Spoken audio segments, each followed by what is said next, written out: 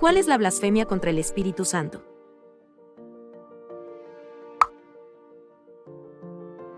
El concepto de blasfemia contra el Espíritu Santo se menciona en Marcos 3:22 al 30 y en Mateo 12:22 al 32. Jesús acaba de realizar un milagro. Un hombre endemoniado ciego y mudo fue llevado a Jesús y el Señor expulsó al demonio, sanando al hombre. Los testigos oculares de este exorcismo comenzaron a preguntarse si Jesús era realmente el Mesías que habían estado esperando. Un grupo de fariseos, al escuchar la conversación del Mesías, rápidamente aplastaron la fe de la multitud, diciendo: Este no expulsa a los demonios sino por Belcebú, el príncipe de los demonios. Jesús refuta a los fariseos con algunos argumentos lógicos para explicar por qué no está echando fuera demonios en el poder de Satanás. Luego, él habla de la blasfemia contra el Espíritu Santo. Por eso les digo, que todo pecado y blasfemia será perdonado a los hombres, pero la blasfemia contra el Espíritu no será perdonada. Y a cualquiera que diga una palabra contra el Hijo del Hombre, se le perdonará, pero al que hable contra el Espíritu Santo, no se le perdonará ni en este siglo ni en el venidero. El término blasfemia puede definirse generalmente como irreverencia desafiante.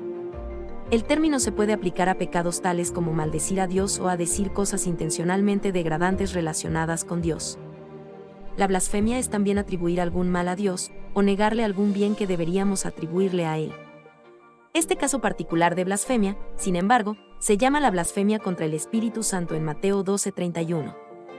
Los fariseos, habiendo sido testigos de pruebas irrefutables de que Jesús estaba haciendo milagros en el poder del Espíritu Santo, afirmaron en cambio que el Señor estaba poseído por un demonio.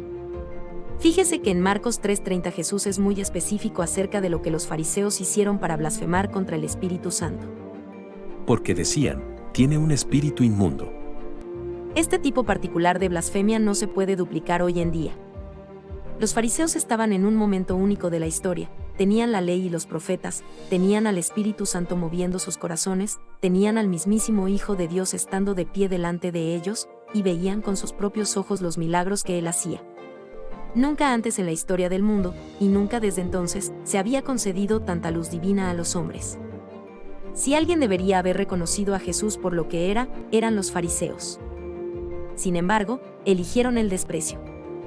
Ellos atribuyeron intencionalmente la obra del Espíritu al diablo, aunque conocían la verdad y tenían la prueba. Jesús declaró que su ceguera voluntaria era imperdonable. Su blasfemia contra el Espíritu Santo fue su rechazo final de la gracia de Dios. Habían fijado su curso, y Dios iba a dejarlos navegar sin restricciones hacia la perdición. Jesús dijo a la multitud: Y a cualquiera que diga una palabra contra el Hijo del Hombre, se le perdonará, pero al que hable contra el Espíritu Santo, no se le perdonará ni en este siglo ni en el venidero. Esta es otra manera de decir que su pecado nunca jamás sería perdonado. Ni ahora, ni en la eternidad. El resultado inmediato del rechazo público de los fariseos hacia Cristo, y el rechazo de Dios hacia ellos, se ve en el siguiente capítulo. Jesús, por primera vez, les dijo muchas cosas en parábolas. Los discípulos estaban desconcertados por el cambio de método de enseñanza de Jesús, y Jesús les explicó el uso que él hacía de las parábolas. Jesús les respondió: porque a ustedes se les ha concedido conocer los misterios del reino de los cielos, pero a ellos no se les ha concedido. Jesús comenzó a cubrir la verdad con parábolas y metáforas como resultado directo de la denuncia oficial de los líderes judíos. El pecado imperdonable de hoy es el estado de continua incredulidad. El Espíritu actualmente convence de pecado, justicia y juicio a aquellos del mundo que no son salvos. Resistir esa convicción y permanecer sin arrepentirse voluntariamente es blasfemar al Espíritu. No hay perdón, ni en este siglo ni en el venidero, para una persona que rechaza el llamado del Espíritu para confiar en Jesucristo y luego muere en la incredulidad. El amor de Dios es evidente. Porque de tal manera amó Dios al mundo, que dio a su Hijo unigénito, para que todo aquel que cree en Él no se pierda, sino que tenga vida eterna. Y la elección es clara.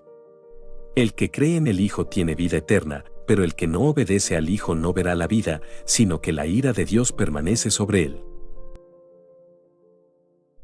En nuestro sitio web podrá encontrar respuestas más completas a esta y muchas otras preguntas.